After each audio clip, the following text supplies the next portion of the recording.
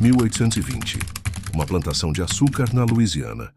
O silêncio dos canaviais foi estraçalhado, não por uma tempestade, mas por um acerto de contas súbito e brutal.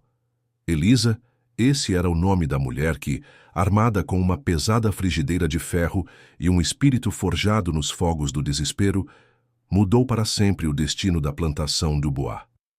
Uma mulher de 20 e poucos anos, uma criada da casa, cujo comportamento silencioso escondia anos de tormento inimaginável, ela estava atada às regras não ditas de um mundo cruel. Mas naquela noite, Elisa não permaneceu em silêncio. Ela não se ajoelhou. Ela não perdoou. Elisa gravou o terror na carne e deixou sombras em cada parede. Esta é a verdadeira história de Elisa, uma escrava que decidiu que aquela noite sem lua não seria uma noite de desespero, mas de justiça.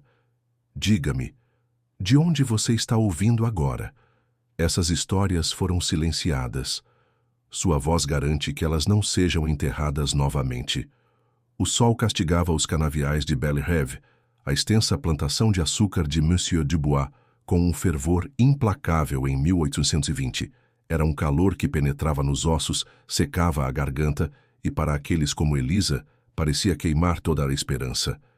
Elisa nasceu nesse calor, no ritmo da cana, no barulho do engenho de açúcar e no desespero silencioso que se agarrava aos alojamentos dos escravos como o ar úmido. Sua mãe, uma mulher calada chamada Sara, fora lavadeira, suas mãos perpetuamente mergulhadas em lixívia e água quente, suas costas curvadas sobre as tábuas de lavar até que sua coluna se arqueasse como um ponto de interrogação. Elisa lembrava-se pouco do pai, apenas que ele havia sido vendido para o sul quando ela era criança, deixando uma ferida aberta no coração de sua mãe que nunca cicatrizou de verdade antes que ela também fosse levada pela febre. Desde jovem, Elisa foi marcada por suas mãos gentis e mente afiada. Ela era rápida para Ape.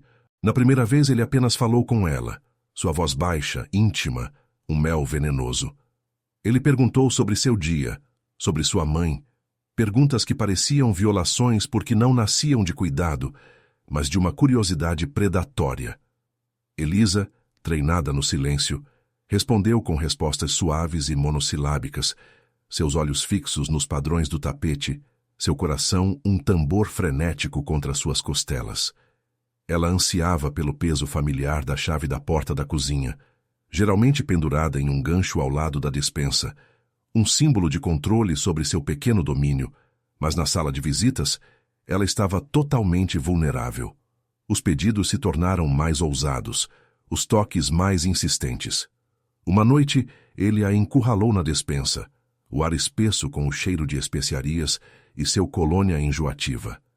Ele lhe disse que ela era linda, uma mentira que parecia uma maldição. Suas palavras eram suaves, um sussurro de serpente, prometendo-lhe pequenos favores, uma vida mais fácil se ela apenas fosse gentil. O silêncio de Elisa, antes um escudo, tornou-se uma jaula.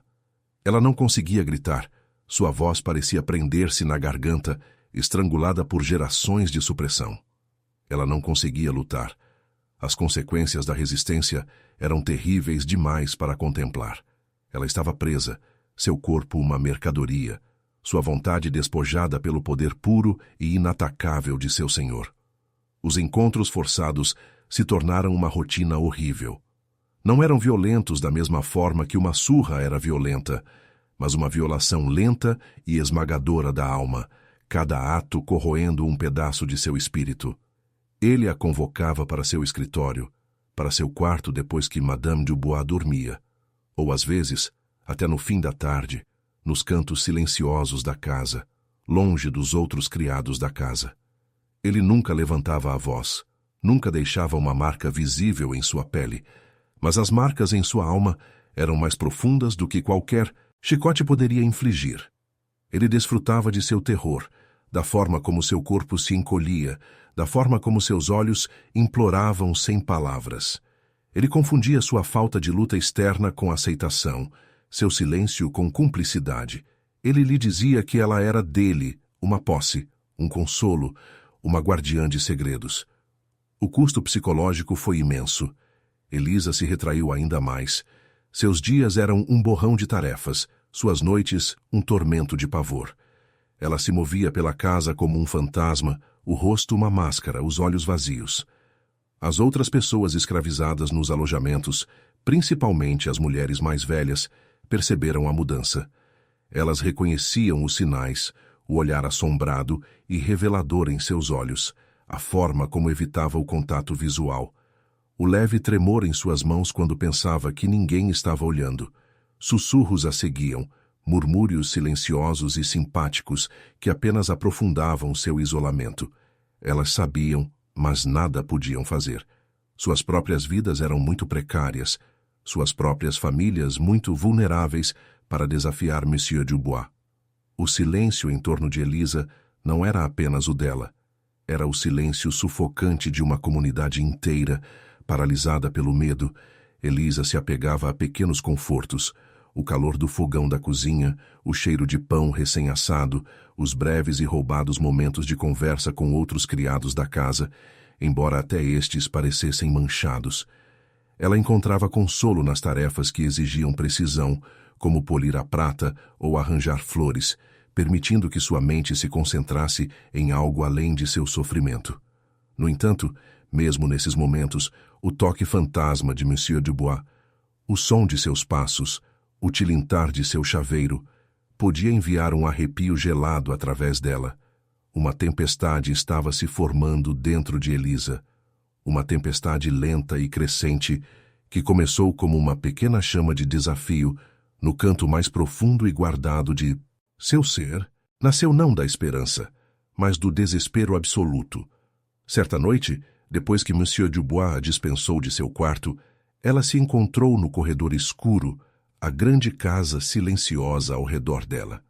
Ela olhou para seu reflexo em um espelho polido na parede, seu rosto emaciado, seus olhos vazios.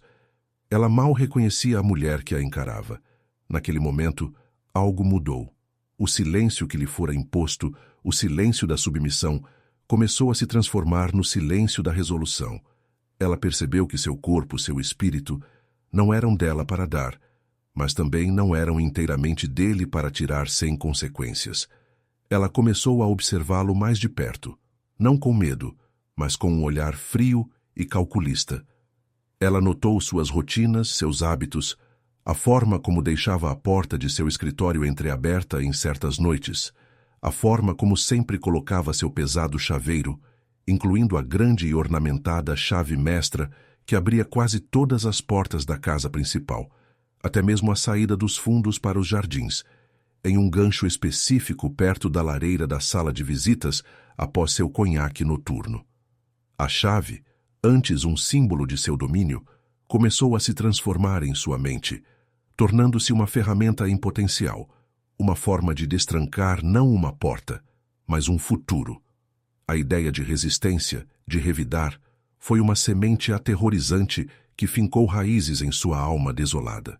Cresceu lentamente, nutrida por cada nova indignidade, cada toque roubado, cada momento de silêncio imposto. Ela sabia os riscos. A descoberta significava um castigo inimaginável, talvez até a morte. Mas a ideia de continuar a viver nesse estado, de seu espírito sendo lentamente extinto, tornou-se um destino pior do que qualquer alternativa. Ela começou a se fortalecer, ensaiando mentalmente cenários, imaginando o impossível, até que o impossível começou a parecer o único caminho possível. Certa tarde quente na L, Louisiana, enquanto limpava a cozinha, seu olhar recaiu sobre uma pesada frigideira de ferro, enegrecida por anos de uso, seu cabo liso e desgastado. Era uma ferramenta de sustento, de trabalho diário. Mas em suas mãos, ela sentiu seu peso, seu potencial. Era um objeto comum, contudo, em sua mente, transformou-se em um instrumento de justiça. Ela o pegou, sentindo seu peso, seus dedos se fechando em torno do cabo familiar. Uma faísca, uma pequena brasa, acendeu-se dentro dela, um contraponto ao fogo do fogão. O plano se formou lentamente, meticulosamente, como a tecelagem de uma complexa tapeçaria. Não nasceu de uma raiva súbita, mas de uma certeza tranquila e metódica. Ela escolheria uma noite em que Madame Dubois estivesse particularmente indisposta. Uma noite em que Monsieur Dubois estaria sozinho em seu escritório, bebendo seu conhaque, perdido em seus livros-razão e em sua sensação de invencibilidade. Ela se certificaria de que os outros criados fossem dispensados cedo, a presença deles um risco que ela não podia correr. A data que escolheu foi uma noite sem lua no final de agosto, o ar denso e pesado, prometendo nenhuma fuga de seu abraço opressivo. A escuridão seria sua aliada, o calor opressivo sua cobertura. Na noite escolhida, Elisa cumpriu suas tarefas com um sentido aguçado de consciência. Ela serviu o jantar, suas mãos firmes, seus olhos baixos. Monsieur Dubois, alheio, falou sobre os preços do açúcar e a colheita iminente. Madame Dubois mal tocou em sua comida, retirando-se para seu quarto quase imediatamente após a refeição. Elisa limpou a mesa, lavou a louça e então, com lentidão deliberada, começou a preparar a cozinha para amanhã. Ela mandou os funcionários mais jovens da cozinha para seus alojamentos, citando a necessidade de silêncio. A casa ficou quieta, exceto pelo canto distante dos grilos e o ocasional farfalhar das folhas lá fora. Monsieur Dubois estava em seu escritório, exatamente como ela havia antecipado. Uma fresta de luz escapava por debaixo da porta. Elisa esperou, seu coração batendo em um ritmo baixo e constante, um ritmo de resolução. Ela passou pela lareira da sala de visitas, seus olhos pousando brevemente no gancho onde as chaves do senhor geralmente ficavam. Elas estavam lá, brilhando opacamente na penumbra, uma pequena vitória já. A pesada frigideira de ferro repousava no fogão, uma sentinela silenciosa. Ela respirou fundo, o cheiro de jasmim e fumaça de charuto viciada enchendo seus pulmões. Sua mão alcançou a frigideira, seus dedos se fechando em torno do cabo com um aperto que parecia tanto estranho quanto profundamente certo. Ela caminhou em direção ao escritório, seus pés descalços não faziam som nos assoalhos polidos. O silêncio da casa era profundo, uma vasta câmara ecoante que guardava cada um de seus suspiros. Ela parou do lado de fora da porta, ouvindo o arranhar de sua caneta, o suave farfalhar do papel. Ele estava sozinho. Ele estava vulnerável. Sua mente era um espaço singular e claro, purgado do medo, preenchido apenas pela lógica fria e dura de seu propósito. Você teria feito o mesmo no lugar dela? O que você estaria pensando naquele momento, sabendo do precipício em que se encontrava? Ela empurrou a porta lentamente, apenas o suficiente para escorregar para dentro. Monsieur Dubois levantou os olhos, sobressaltado, seus olhos azuis pálidos se estreitando. Ele abriu a boca, talvez para repreendê-la pela intrusão, talvez para dar uma ordem, mas nenhuma palavra veio. Elisa levantou a frigideira não em um frenesi, mas com um movimento deliberado, quase ritualístico. O primeiro golpe foi rápido, silencioso e decisivo, atingindo-o na têmpora. Ele ofegou, um som curto e abafado, seus olhos arregalando-se em uma mistura de surpresa e horror crescente. Ele caiu para a F. Rente, derrubando uma pilha de livros-razão que se espalharam pelo chão, seu copo de conhaque tombando e derramando seu conteúdo escuro como sangue. Elisa não hesitou. O fogo que havia ardido dentro dela por tanto tempo agora flamejava em seus olhos, um inferno consumidor. Ela golpeou novamente e novamente, até que a pesada frigideira pareceu leve em suas mãos, até que o silêncio do cômodo foi quebrado apenas pelo baque nauseante de metal na carne e por suas próprias respirações ofegantes. Não havia alegria no ato, nem catarse de raiva, apenas uma necessidade crua e brutal. Cada golpe era uma recuperação, um grito desafiador contra os anos de silêncio forçado, um esculpir de um futuro que não seria mais ditado pela vontade dele. Quando ela finalmente parou, os braços doendo, a respiração vindo em arfadas irregulares, Monsieur Dubois jazia imóvel, em meio aos papéis espalhados, seus olhos pálidos, fixos no teto. O cômodo estava pesado com o cheiro de conhaque derramado, sangue e o gosto metálico da morte. Suas mãos tremeram agora, a adrenalina começando a recuar, deixando uma dor fria e vazia. Ela olhou para o corpo, depois para a frigideira, depois para suas próprias mãos. Elas não estavam manchadas, mas ela sentia como se estivessem. Movendo-se com um propósito sombrio, ela rapidamente foi até a lareira da sala de visitas. O pesado chaveiro ainda estava lá. Seus dedos se fecharam em torno dele, metal frio contra sua pele. Ela tirou a grande e ornamentada chave mestra, aquela que abria a porta dos fundos do jardim, e a enfiou fundo no bolso de seu vestido. As chaves restantes ela deixou cair no chão perto da porta do escritório, fazendo parecer que haviam caído durante uma luta. Ela não fugiu imediatamente.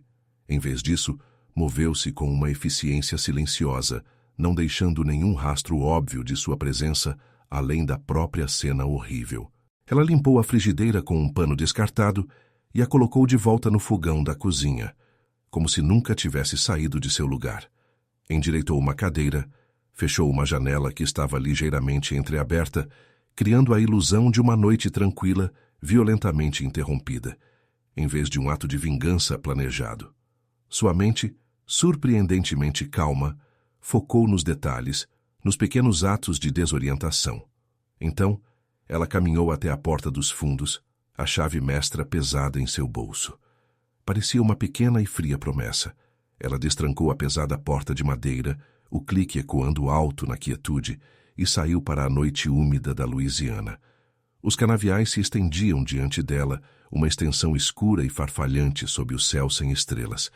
Ela não olhou para trás. Ela simplesmente caminhou, fundindo-se nas sombras, um fantasma despedindo-se de uma casa que havia sido sua prisão. A descoberta veio ao amanhecer, quando o primeiro criado da casa chegou para acender os fogões da cozinha.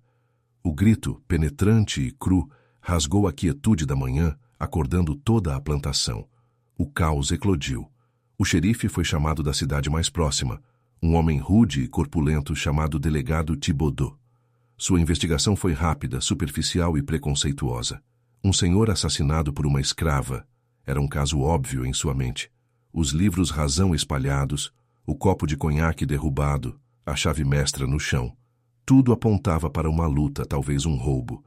Mas Elisa havia sumido. Sua ausência era a única evidência de que precisavam.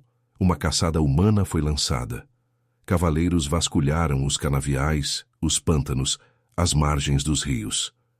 Descrições de Elisa, uma criada da casa quieta e despretensiosa, foram circuladas, mas ela havia desaparecido tão completamente como se a terra a tivesse engolido. Dias se transformaram em semanas, semanas em meses. Os registros oficiais da plantação Belle-Reve-Met, iculosamente mantidos nos livros razão de Monsieur Dubois, simplesmente a listavam como fugitiva, presumida morta. A verdadeira história, o peso total do tormento que ela havia suportado, a justiça deliberada e a sangue frio que ela havia exigido, foi apagada, substituída pela narrativa conveniente de uma escrava desonesta. Mas histórias como a de Elisa não são verdadeiramente enterradas pelos registros oficiais. Elas vivem nos sussurros da comunidade escravizada, passadas de geração em geração, em tons abafados ao redor de fogueiras noturnas. As mulheres mais velhas falavam dela com uma mistura de reverência e medo, seu nome tornando-se uma lenda, um conto de advertência e uma fonte de esperança desafiadora. Elas diziam que ela caminhava como uma profecia cumprida, um espírito de ira. Alguns afirmavam que ela chegou ao norte, outros que encontrou refúgio nas profundezas do pântano, vivendo entre os quilombolas, uma mulher livre finalmente. Ainda outros acreditavam que seu espírito assombrava os próprios canaviais, uma sentinela silenciosa contra a injustiça. A verdade de sua fuga, de seu destino final, permaneceu um mistério, envolta nas névoas do tempo e na supressão deliberada dos poderosos. A plantação Dubois, despojada de seu senhor, desmoronou lentamente. Madame Dubois, já frágil, definhou em 1 ano, consumida pela dor e talvez por uma compreensão silenciosa e não dita dos atos monstruosos de seu marido. A propriedade acabou passando para parentes distantes que, incapazes de gerir sua vastidão e a crescente agitação entre os escravizados, a venderam em parcelas. Belle-Rêve, o belo sonho, tornou-se uma sombra quebrada de seu antigo eu, sua grande casa caindo em ruínas, seus campos eventualmente tomados pela vegetação. A pesada chave mestra, aquela que Elisa havia levado, nunca foi encontrada, mas no folclore da região, entre os descendentes daqueles que haviam labutado em Belle-Rêve, a chave tornou-se um símbolo. Não era apenas uma chave para uma porta, mas uma chave para um tipo diferente de liberdade, forjada na desafio, silêncio quebrado por um único e decisivo ato.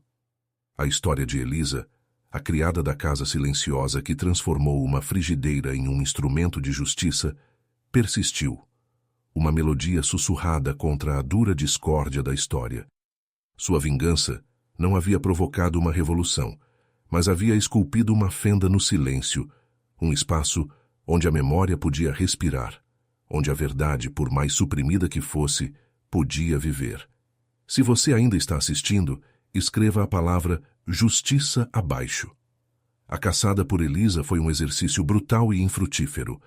O delegado Thibodeau, um homem cuja compreensão de justiça era tão estreita quanto as estradas de terra que patrulhava, reuniu um grupo de homens locais e alguns dos escravos mais complacentes, armou-os e os soltou. Eles se espalharam pelos vastos campos de açúcar, os caules altos e afiados da cana farfalhando como segredos ao vento. O calor era implacável, o sol castigando com uma intensidade que tremeluzia no horizonte, borrando a linha entre realidade e miragem. Dias foram gastos vasculhando os densos pântanos infestados de mosquitos que faziam fronteira com a plantação, suas águas turvas escondendo 1000 segredos. O ar estava espesso com o cheiro de cipreste, água estagnada e a doçura distante e enjoativa da cana apodrecida. Thibodeau, convencido da culpa de Elisa, esperava encontrá-la encolhida em alguma depressão pantanosa, assustada e quebrada. Ele dava ordens, sua voz rouca, seu rosto vermelho do sol e de sua própria frustração. Ele imaginava que a atrevida criada seria fácil de rastrear, uma criada da casa desacostumada à dura natureza selvagem. Mas Elisa, apesar de toda a sua servidão silenciosa, passou a vida observando, aprendendo os movimentos sutis da terra, os caminhos escondidos conhecidos apenas por aqueles que viviam perto da terra. Ela havia visto os anúncios de fugitivos, ouvido os sussurros daqueles que tentaram e falharam, e absorvido as lições de seus fins trágicos. Ela sabia que o pântano era um aliado perigoso, mas um aliado, no entanto. Os buscadores não encontraram nada, nenhuma pegada, nenhuma roupa descartada, nenhum galho quebrado, nenhum sinal de que uma mulher havia passado por ali. Era como se ela tivesse simplesmente se dissolvido no ar úmido, deixando apenas a memória de sua presença silenciosa e a realidade arrepiante da morte de Monsieur Dubois. Thibodeau, após semanas de esforço inútil, declarou-a perdida no pântano, uma explicação conveniente que encerrou o caso sem desafiar suas noções preconcebidas. Os registros oficiais foram selados, o nome de Elisa relegado a uma nota de rodapé de uma escrava fugitiva trivial. De volta a Belle-Rêve, o silêncio que se seguiu ao choque inicial era diferente de qualquer silêncio que Elisa conhecera antes. Não era a quietude opressora do medo, mas uma quietude respeitosa e abafada, prenhe de significado não dito.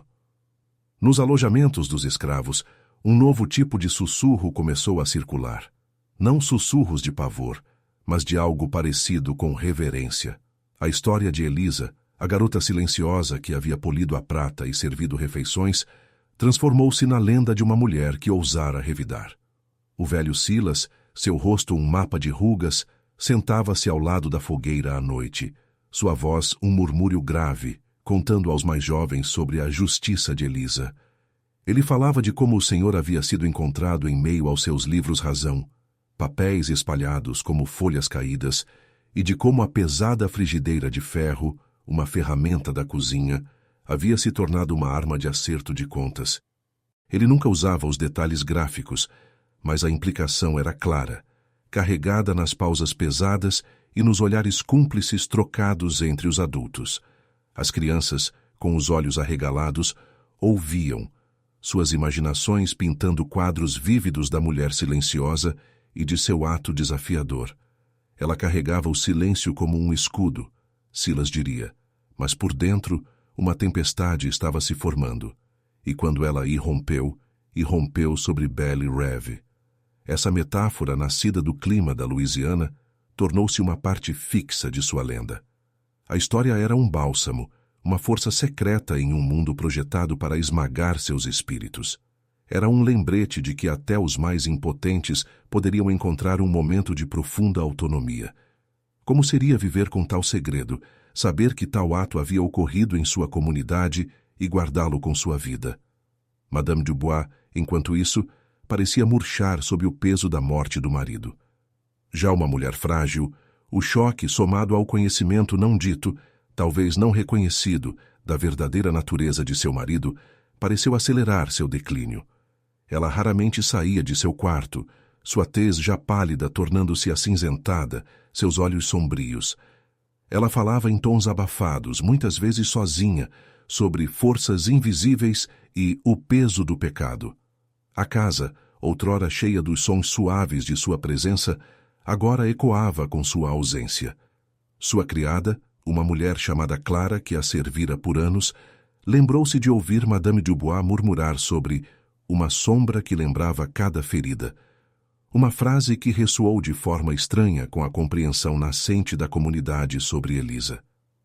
Clara, uma mulher gentil que muitas vezes havia oferecido pequenas gentilezas a Elisa, como tecido extra para um vestido ou uma tigela de caldo quente, entendia mais do que demonstrava.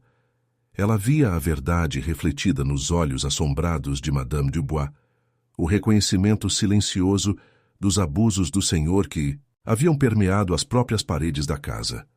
A própria plantação começou a decair. Sem o punho de ferro de Monsieur Dubois, a ordem meticulosa que ele havia imposto começou a se desfazer. As colheitas de cana-de-açúcar diminuíram. A maquinaria do engenho gemia com o abandono. E os livros-razão meticulosamente guardados, outrora seu orgulho, jaziam abandonados e empoeirando. Os parentes distantes que herdaram Belle Reve eram pessoas da cidade, despreparados para gerir uma empresa tão exigente. Eles viam apenas o fardo financeiro, não o custo humano que havia construído sua riqueza. Dentro de poucos anos, a grande casa ficou abandonada, sua pintura descascando, suas janelas escuras e vazias, como olhos vagos olhando para os campos tomados pela vegetação. O próprio solo parecia rejeitar o trabalho de seu passado, a própria terra uma testemunha dos horrores que havia suportado. A consequência econômica da morte de Dubois, desencadeada pelo ato de Elisa, foi o desvendamento de um império construído nas costas dos escravizados. E quanto a Elisa, o pântano, um labirinto de água e folhagem densa, tornou-se seu santuário e seu desafio. Ela aprendeu a navegar suas correntes traiçoeiras, a distinguir plantas comestíveis das venenosas, a caçar pequenos animais.